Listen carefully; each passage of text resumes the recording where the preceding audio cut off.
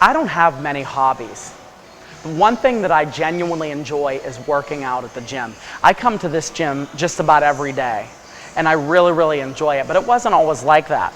In fact, 3 years ago, a friend of mine who really cared about me said he was concerned about me getting in shape and getting healthier, and he said that he wanted to train me on how to become more physically active. Well, the idea was very frightening to me. I remember the first trip to the gym. I remember I was covered in sweat, dripping. I was out of breath. I was filled with anxiety. I was filled with confusion.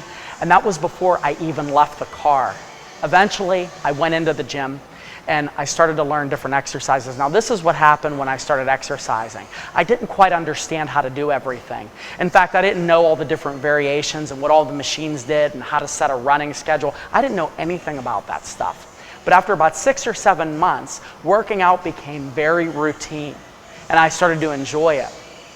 Now, the reason why I brought you to this gym this morning is because your time with God is very much comparable to physical exercise. In fact, it's a discipline. Many Bible scholars refer to this as spiritual discipline. They refer to prayer and fasting and reading the Bible as spiritual disciplines. And so it's important that we treat it like that to a certain degree, which means that sometimes you're just not going to feel like working out. You're just going to not feel like going and praying. That's the correlation.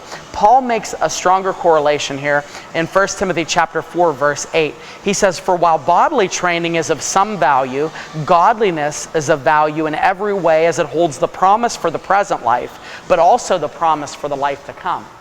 You see, spiritual discipline, spending time with God, reading the Bible, going to church, all of those different things, that transforms you on this side of heaven, but also on the other side of heaven.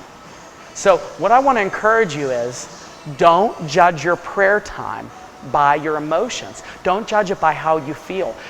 Some mornings you're going to wake up and you don't feel like praying. Well, it's even more important on those mornings that you pray. Sometimes you're going to be running late and you're saying, okay, I either have time to eat breakfast or I either have time to pray. I encourage you to pray. Do it like you would bodily exercise, and it'll change your life. My challenge to you today is to set a disciplined pattern where you're going to commit to pray every single day, same routine, maybe vary what you do, but start off just by making the decision. Half of everything is making the decision and the commitment to do it. And once you do that, once you say, I'm going to do this no matter what, your prayer life will be transformed. Don't judge your prayer time by how you feel, but just schedule it, commit to the discipline, ask God to give you wisdom, and God will bless your prayer time.